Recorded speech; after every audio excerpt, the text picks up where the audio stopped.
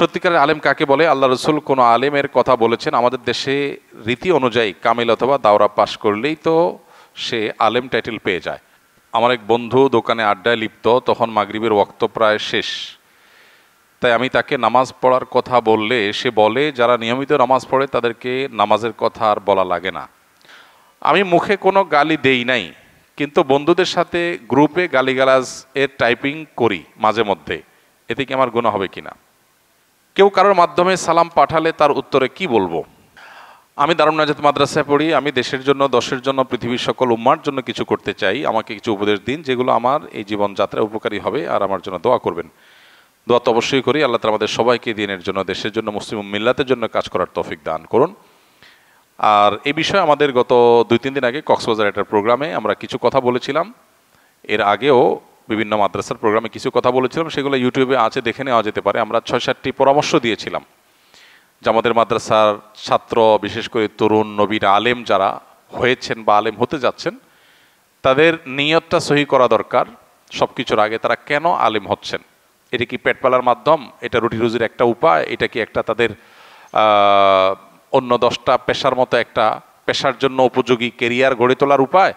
নাকি আসলে মিল্লাতের জন্য, উম্মার জন্য কিছু করার প্রেরণা থেকে তিনি এটা করছেন? নিয়তটাকে সহি করা দরকার। এর পাশাপাশি ইসলামের একাডেমিক যে জ্ঞান, কোরআন হাদিস, ইসলামের ইতিহাস, এগুলোর উপরে ফিক, উসুলে ফিক, তাফসির, উসুলে তাফসির, হাদিস, উসুলে হাদিস ইত্যাদি, এগুলোর উপরে গভীর পাণ্ডিত্য অর্জন করা দরকার। আজকাল দেখা যায় অনেক মাদ্রাসার ছাত্র, অনেক তরুণ আলেমরা কিছু হাদিস কোরআন জানছে, এমনকি অনেক জানা শিক্ষিত মানুষ কিছু জানছে, এরপরে সে নিজেকে বিশাল বড় দায়ী হিসাবে উম্মার সামনে পেশ করার চেষ্টা করে। হ্যাঁ, যে যতটুকু জানে সে ততটুকু দাওয়াত দিতে পারে, কিন্তু পরিপূর্ণ দায়ী হতে হলে, বিশেষ করে উম্মার জন্য যদি কেউ তাজদীদি কাজ করতে চায়, সংস্কারমূলক কাজ করতে চায়, বড় কাজ করতে চায়, তাহলে তাকে ইসলামের বেসিক যে জ্ঞান আছে সেটার উপরে গভীর পাণ্ডিত্য অর্জন করতে হবে। এই জন্য মাদ্রাসার ছাত্ররা পড়াশোনার সময় একাডেমিক পড়াশোনার প্রতি সবচেয়ে বেশি মনোযোগ দেওয়া উচিত। আউট নলেজ অর্জন করার সময় এটা না। তার ক্লাসের সবচেয়ে ভালো ছাত্র সে হতে হবে, তার কিতাব সবচেয়ে বেশি রপ্ত সে করতে পারবে, একটা জায়গা তার রপ্ত করার বাইরে থাকবে না। আরবি ভাষার উপরে পরিপূর্ণ পাণ্ডিত্য থাকতে হবে। কোরআন এবং হাদিসের অগাধ নলেজ, প্রচুর বই পুস্তক পড়ে শেষ করতে হবে। এবং এই বেসিক ইসলামী নলেজ, এটাতে যদি কেউ পোক্ত না হয়, তাহলে সে অন্য সব বিষয় হাসিল করেও সে যুগ সংস্কারক, দাঈ ইলাল্লাহ হতে পারবে না। 3 নম্বর হলো যুগের ভাষা রপ্ত করা, যুগের প্রয়োজন মিটানো, পূরণ করা। এই জন্য ইংরেজি ভাষা সহ এই যুগে প্রচলিত বাদ, মতবাদ, ইজম, মডার্নিজম, সেকুলারিজম, যত ইজম মুসলমানদের ইমানি চেতনা এবং শক্তিকে ধ্বংস করে দিচ্ছে, এগুলো সম্পর্কে ব্যাপক পড়াশোনা করা, এগুলো জানা, এই চ্যালেঞ্জগুলোকে ভালো করে রপ্ত করা, যে কি কি চ্যালেঞ্জ আছে চলমান। এক কথা, বর্তমান পৃথিবীকে জানা। পৃথিবীকে না জানলে এই পৃথিবীকে নেতৃত্ব কখনোই দেওয়া সম্ভব হবে না। সেটার জন্য ইংরেজি ভাষা সহ এই সমকালীন মতবাদ ইত্যাদি এগুলো আমাদের শেখা প্রয়োজন। সাইকোলজি, সোশ্যালজি, অনেক কিছু আছে যেগুলো আমাদের বেসিক জিনিস জানতেই হবে, সেগুলো করতে হবে। এর পাশাপাশি যা ইলম অর্জন করবে সে অনুযায়ী আমল থাকতে হবে। আমল না থাকলে অনেক জ্ঞান অর্জন করেও দিনের কোনো ফায়দা হবে না। পাশাপাশি সিনিয়র এবং অভিজ্ঞ কোনো আলেমের সাহচর্য দরকার, তত্ত্বাবধান দরকার।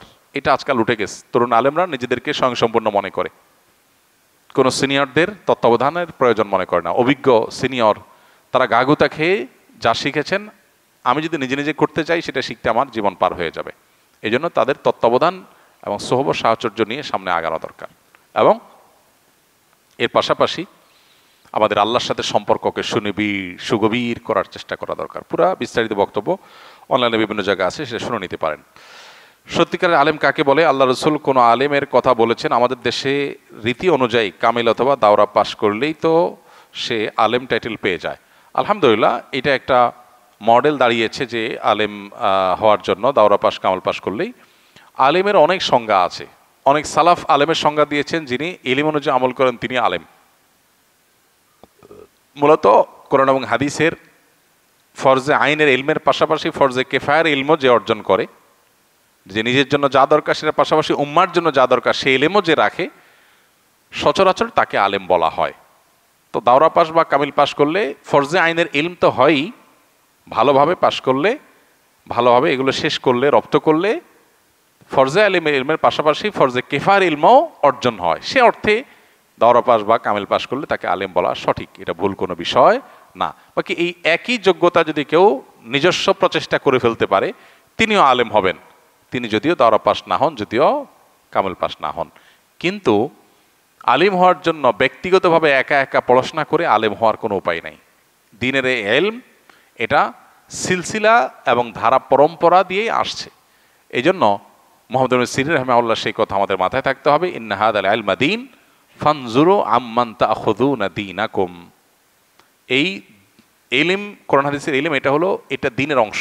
অতএব এই দ্বীনটা কার কাছ থেকে নিচ্ছে এটা গুরুত্বপূর্ণ। অতএব এটা উস্তাজ এবং ধারা পরম্পরায় আমাদের আসা দরকার। না হলে একা একা পড়াশোনা করে আসলে মানুষ যেমন ডাক্তার হয় না, ঠিক একা একা পড়াশোনা করে কেউ আলেম হতে পারে না। হ্যাঁ, ব্যক্তিগতভাবে কোনো আলেমের তত্ত্বাবধানে, কোনো উস্তাদের মাথা হাতে, এক বা একাধিক উস্তাদের মাথা হাতে থেকে ব্যক্তিগত প্রচেষ্টায় কেউ আলেম হয়ে যেতে পারে। কিন্তু সেটাকে যেহেতু আমরা পরিমাপ করতে পারবো না কে কতদূর গেছে, এই জন্য গতানুগতিক এই ধারায় আলেম নির্বাচন করা বা আলেম হিসাবে তকমা দেওয়া বা টাইটেল দেওয়া এটা দোষের কোনো বিষয় নয়।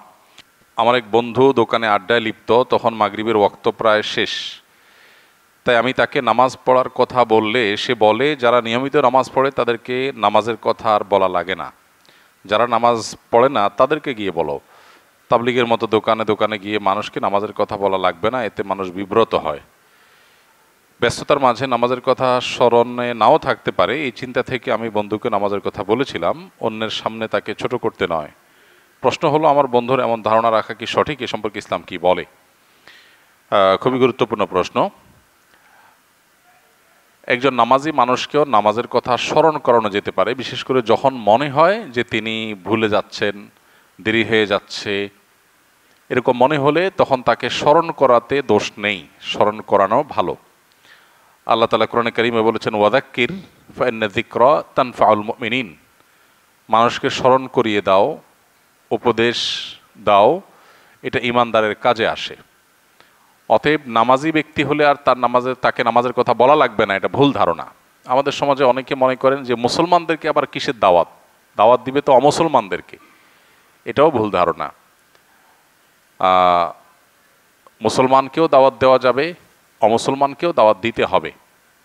এবং যিনি নামাজি মানুষ তাকেও স্মরণ করানোটা দোষের কিছু না, বরং ভালো।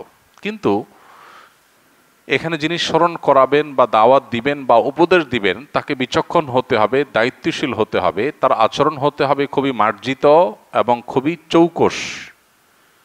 আজকাল আমরা অনেকেই ইসলাম প্রচারের কাজ করি, কিন্তু এর জন্য যতটুকু হিকমাহ, যতটুকু প্রজ্ঞা, যতটুকু বিচক্ষণতা থাকা প্রয়োজন ততটুকু আমরা অনেকেই রপ্ত করতে পারিনি। ফলে দেখা যায় ইসলাম প্রচার করতে গিয়ে ইসলামের প্রতি আরো মানুষকে বীতশ্রদ্ধ করছি। এটা খুবই ভয়াবহ ব্যাপার। একজন মানুষ নিয়মিত নামাজ পড়েন, প্রতিদিন তাকে আপনি নামাজের জন্য কমন যে ডাক সেটা দেয়া প্রয়োজনীয় কোনো কাজ না, স্মরণ করাতে পারেন, ভাই নামাজের সময় হয়ে গেছে, ভাই জামাতের সময় হয়েছে, স্মরণ করানোতে দোষ নাই। কিন্তু আপনি নিয়মতান্ত্রিকভাবে তাকে যদি নামাজের প্রতি আহ্বান করবে, আমাদের নামাজ পড়া উচিত, উনি তো নামাজ পড়াই অলরেডি, তাহলে উচিত আবার কেন বলবেন? তো স্মরণ করানো এক জিনিস, আর তাকে নামাজের প্রতি আহ্বান করা বা নামাজের দাওয়াত দেওয়া নিয়মিত সেটা আরেক জিনিস। দাওয়াত যেন বিরক্তির কারণ না হয়। কেউ খুব ব্যস্ত আছে, খুব ঝামেলায় আছে, এই দিকটা মাথায় রেখে এই মুহূর্তে তাকে কিভাবে দাওয়াত দিতে হবে, কিভাবে দাওয়াত দিলে তিনি বিরক্ত হবেন না, সেই জিনিসটা মাথায় রাখতে হবে। আবার দেখা যায় যে এমনভাবে দাওয়াত দেওয়া হয় অন্যদের সামনে তিনি খাটো হয়ে যান, সেই জিনিসগুলো মাথায় রাখতে হবে। মূল কথা হলো, নামাজি ব্যক্তিকে আবার নামাজের কথা বলতে দোষের কিছু নাই, কিন্তু বলতে হবে এমনভাবে যাতে তিনি বিব্রত না হন, অস্বস্তিতে না পড়েন, বিরক্ত না হন।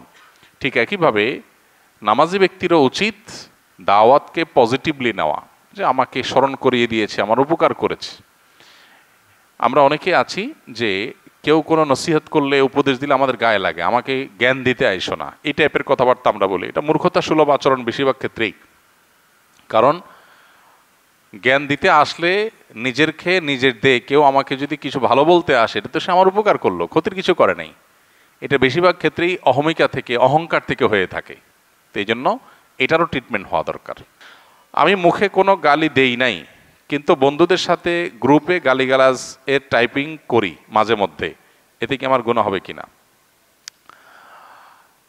কোনো খারাপ কথা মুখ দিয়ে বললেই শুধু খারাপ হয় না, ওইটা টাইপ করে লিখলেও কি হয়? খারাপ হয়। কোনো খারাপ কথা মুখে বললেই শুধু গুনাহ হয় না, ওইটা কলমে লিখলেও কি হয়? গুনাহ হয়। এজন্য আমাদের সব ধরনের জবানের হেফাজত করা উচিত। জবানের হেফাজত বলতে শুধুমাত্র দুই ঠোঁটের হেফাজত বা জিহ্বার হেফাজত বা মুখের হেফাজত না। জবানের হেফাজত বলতে আমি যতভাবে এই জিনিসটা প্রকাশ করতে পারি ততভাবে আমাকে হেফাজত করতে হবে। এই জন্য ভালো কথা মুখ দিয়ে বললে যেরকম ভালো, লিখলেও ভালো। আপনি কাউকে মুখে আসসালামু আলাইকুম বললেন, সওয়াব পাবেন। আবার কাউকে চিঠিতে আসসালামু আলাইকুম লিখে দিলেন, মেসেঞ্জারে টাইপে আসসালামু আলাইকুম লিখে দিলেন, সওয়াব পাবেন কি পাবেন না? ঠিক একইভাবে খারাপ কথা মুখ দিয়ে বললে যেমন খারাপ, টাইপে করলেও খারাপ। অনেক যুবকরা আছেন আজকাল নিজে এমনি গালমন্দ করেন না, খারাপ কথা বলেন না, কিন্তু বন্ধু বান্ধবের পালায় পড়ে, আড্ডাবাজির পালায় পড়ে দেখা যায় যে তিনি বিভিন্ন রকমের গুনাহে লিপ্ত হয়ে যান। তো এই ব্যাপারে আমাদের বিবেকগুলো অনেক সময় জাগ্রত হয় না, কাজ করে না। আমাদের বিবেকগুলো জাগানো উচিত এবং বিবেক কাজ করা উচিত। কেউ কারোর মাধ্যমে সালাম পাঠালে তার উত্তরে কি বলবো? কেউ কারোর মাধ্যমে যদি সালাম পাঠায় তাহলে সেক্ষেত্রে আপনি উত্তরে বলবেন ওয়ালাইকা ওয়ালাইহিস সালাম, অর্থাৎ তুমি যে সালামটা নিয়ে আসছো তোমার প্রতি এবং যিনি সালাম পাঠালেন উভয়ের প্রতি আল্লাহর শান্তি বর্ষিত হোক। এভাবে আমরা সালামের জবাব দিব যদি কারোর মাধ্যমে লোক মারফতে সালাম পাই।